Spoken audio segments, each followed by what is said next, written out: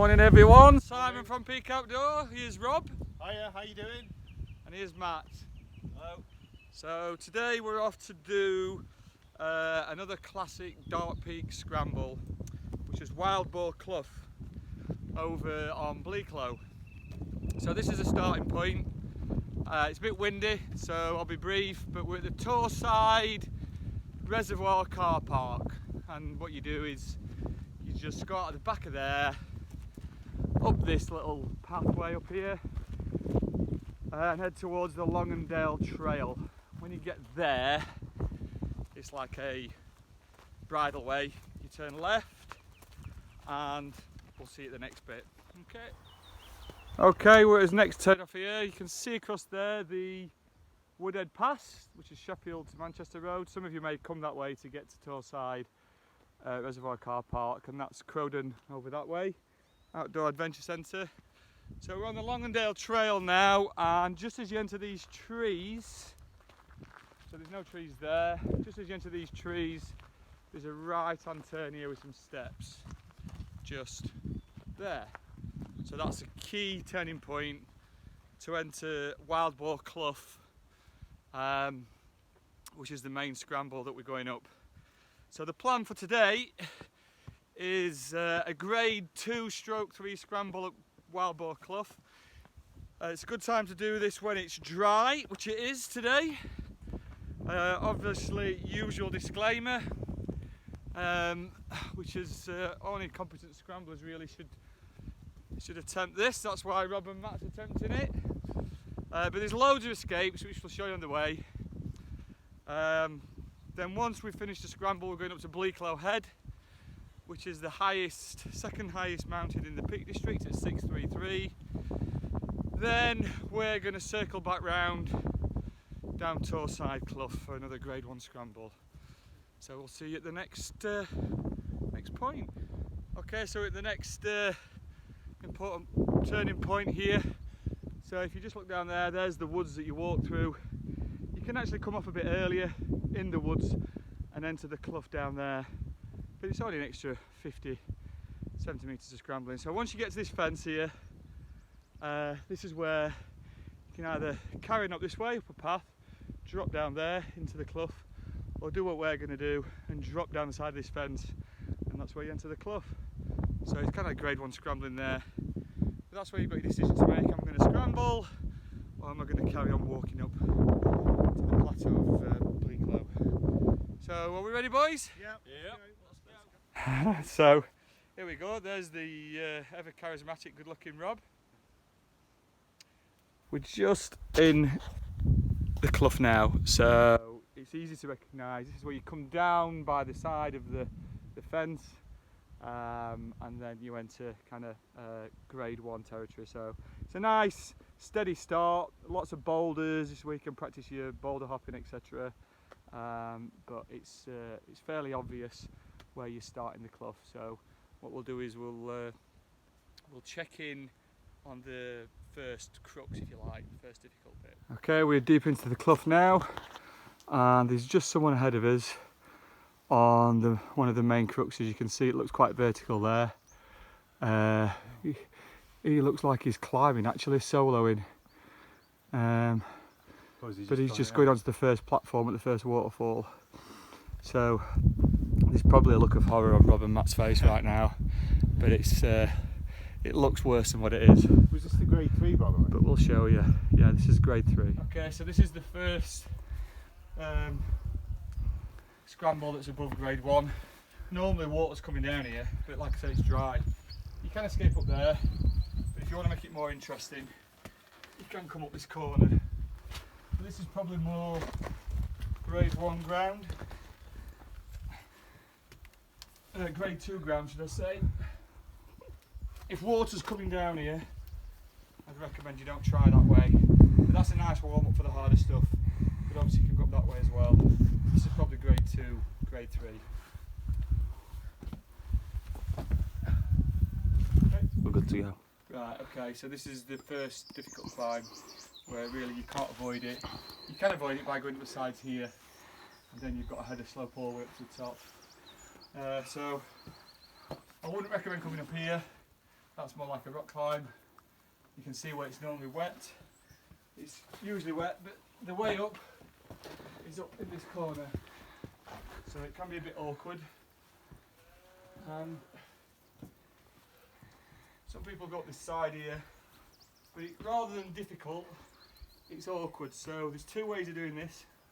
One is you get your body and your leg in the side just here, and then get this rock here and put your foot there and then climb up. The other is you stretch across your foot there. This is probably a bit more dangerous because you've got a bit of a drop there, and then do a bit of smearing with your feet. Alright, I'm following you. And then it's fairly straightforward this bit. Cool. Right guys, John? Yep. Right, okay, so this is one of the main cruxes. You can see to the right side where the moss is, that's where it's usually wet and people are forced onto this left side. Because it's dry, we've got an easier route up that crack there, which is what Rob and Matt will probably do. But here, this is where we're starting to enter grade 3 type territory. So obviously it's more vertical. You've got to be sure on your holds. There's plenty of hand holds. Apart from that one there, probably isn't. Just taking your time. Try not to use your knees. Some people carry on going up this way. And they might traverse across. But you can walk across here. But sometimes it just makes it a bit more fun. Some of these are loose. So you just got to be careful. But basically, you can play around. But this is the hardest section. There's no escape really here. You can go around the side. If you don't fancy that vertical climb, you can do this bit. And what would you call this bit here, Simon, that I'm pointing the camera at now? Grade 2. Like, yeah. So there's two moves maybe where it's fairly vertical. But if that was this high, that'd probably be 3. and is this what you see in guidebooks called a chimney? Is this? Yeah, that could be classed as a chimney. Yeah, you could say it's a chimney. That's more like a chimney. Right. It's more of a deep in-cut thing. Yeah. But Rob's made mincemeat of that. There we go. Happy days. Right, coming up. Okay, so now we're at the main crux, which is quite lucky because this is the grade 3 stroke mod climb up in the corner, which is normally got water coming down it. It's really dry, so today we can climb it. Most of the time, if you see where Roberto is, you go up there and there's like what you call a chimney. If you just disappear up there, Rob, you can show everybody the way up there. We'll probably come back and show you how to climb that. But that's the chimney, the escape to the left. But we'll come back and do another video on that. So for now, this is good fun. Looks fairly steep, looks fairly uninviting to the average hill goer stroke scrambler, but it's all good hold when it's dry. If it's wet, I'd advise using a lot of caution. But there's lots of steps, and like any scrambling, it's just about your head game, or any rock climbing. There's plenty of holes. Just take your time. Make sure you use your balance, good footwork. But this is classic grade 3. Matt was asking early on what's the difference between grade 2 and grade 3. So you see there, there's several moves. And if I fell here, it won't be pretty. But I'm not going to do that. So pick your line and just looking where you're going to put your feet, where your next few moves are. And if you've not got a head for heights, there's a few exposed bits here, but there's lots of steps. And lots of handholds, lots of places to put your feet. Some great handholds up here. In the wet, it's a lot different. As you can see there, that's almost like a climbing pitch. So this is what you call the crux of the route that makes it grade 3. Very good. So as you can see, Rob's coming up the escape, which is still quite serious. As you go up, Rob, there's some loose rocks up here. So this is still grade 2. If Rob fell there, it won't be pretty. That's usually the way you go because it's usually wet here. But Rob's made mincemeat of that. As you're coming up here, it's a really good handhold there, but it's loose. So you just need to be careful. This can be wet as well because it's a natural drainage line. But yeah, that's your escape if you don't want to climb the more serious grade 3 corner. One.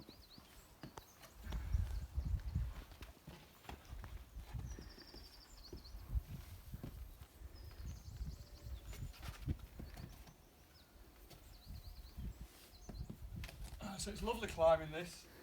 It's all washed, but it's not polished. And there's loads of places for handholds. And as me and Matt's just been saying, when you're climbing up little gullies like this, if you just pan round, Matt, don't forget to turn round. Because there's a beautiful view behind us over towards Crowden Moor. So we are in deepest, darkest northern Peak District territory at the minute. But yeah, not forgetting to turn around when you're in a clough like this is a good idea, but obviously when you're climbing this, make sure you're concentrating on your climbs. So yeah, that's the hardest bit. Okay, so this is the last crux really. It doesn't look too foreboding, but bear in mind, water's usually coming this way. The only ways up here, so there's just a bit of a secret hole up here. I know it looks straightforward, it's actually, it pushes you out a bit. It can be a bit wet, you see it's still wet here. So you just need to squirm your way in, and there's a secret hold. So if you just reach with your left hand, there's a secret hold there. Without that hold, you'd struggle a bit. But you grab all that hold and then it enables you to get round and over. So that's kind of the last bit. Looks straightforward, but actually there's just that little tip of getting this little secret hold here. It's a bit of a stretch. So that's it. Nice. Okay, so that's it. We're done now. So this is the top of Wildboar Clough. And it just peters out to a nice flat, kind of like slabby standard Peak District clough. Got to be a bit careful though, jumping around. But yeah, so that's what us at Peak Outdoor think is one of the best Peak District scrambles. There's not many in the peaks, it's not like the lakes or Scotland, but it's our home and it's where we like to play. So what did you think, guys? Rob? Unbelievable. Enjoy it? Well, only done the football, but certainly on a different level to last week. Yeah. Matt, what did you reckon? Absolutely brilliant. Loved every minute of that. Cool. So, doesn't last long, but you know, it's quite serious in places. Gets the heart pumping, gets the adrenaline going, and it's all part of a nice way up a mountain. So, much better than trudging up some moors. So now, we're just going to carry on up Wildboar Clough, avoiding the heather moors because there's no footpath now, all the way over to Bleaklow. Then we'll have some probably have some lunch. So see you up there. Okay boys, we're live on video. Do you want to say something? Just stop for a little refuel as we reach the summit at Bleaklow. Now heading down to the crash site, I believe, Simon. Yeah, but we're going to see the Wainstones first, is it, Matt? I think so. Matt, Kissing stones. Matt wants to see the Kissing Stones.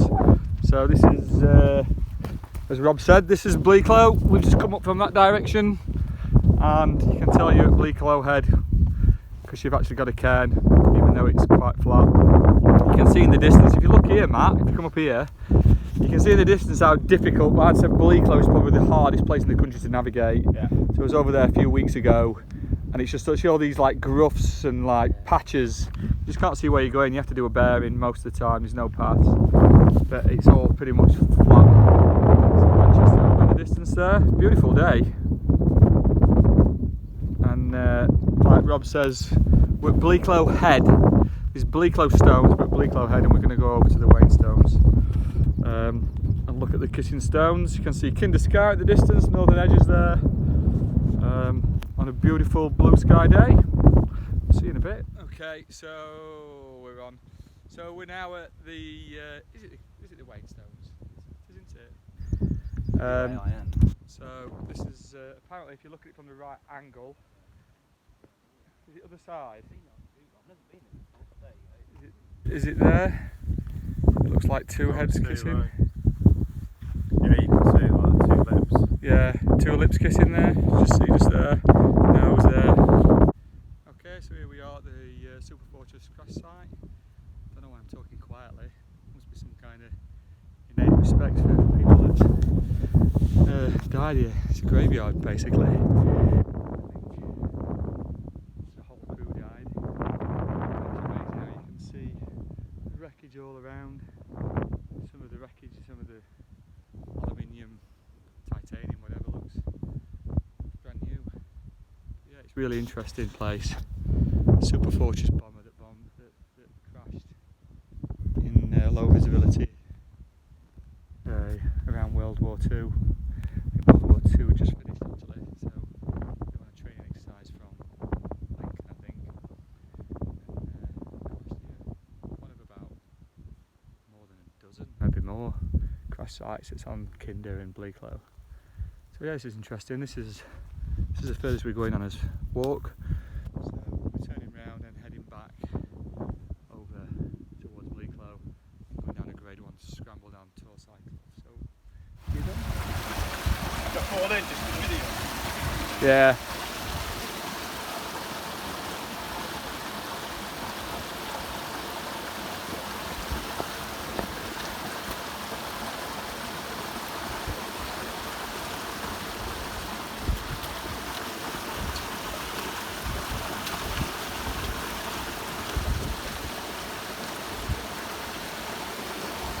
Here's Rob and Matt descending Torside Clough. This is a nice picturesque grade 1 descent from Bleaklow. Beautiful.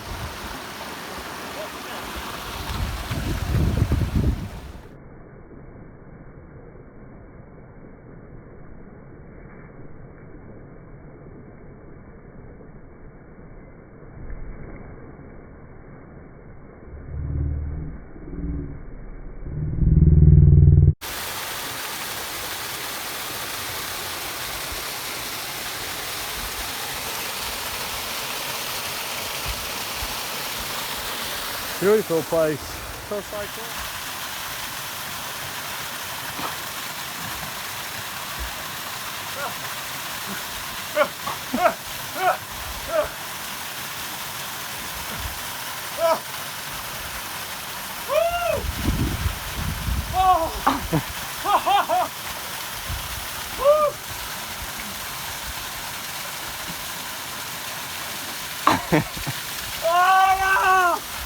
That is amazing, balls! Oh! I'll tell you what, once you're in, it's alright once you're in. It's great under the water. Here comes Matt and Rob. Torside Clough. Beautiful, beautiful clough. Not technically difficult, but just stunning.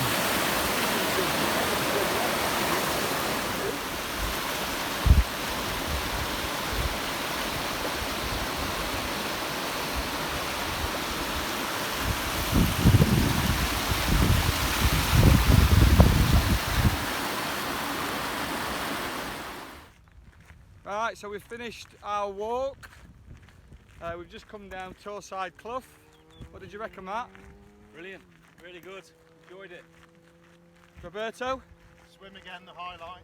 Yeah, we had a great swim. We won't mention that Matt bottled out. We won't mention that. I was lifeguard.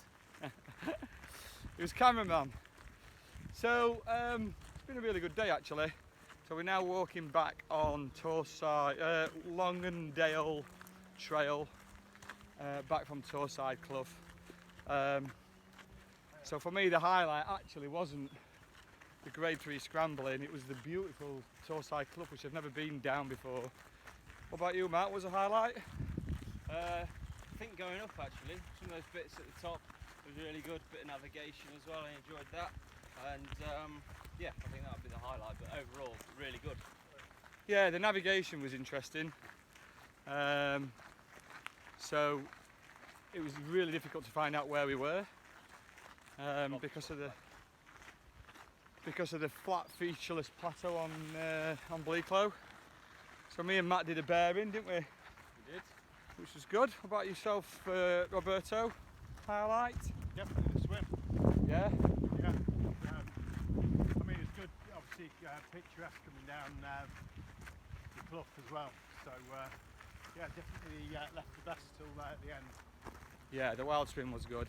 So I think that's an example of how much fun you can have in the Peak District. It's not mountainous like the Lake District. It's only got like a few mountains over 600 metres.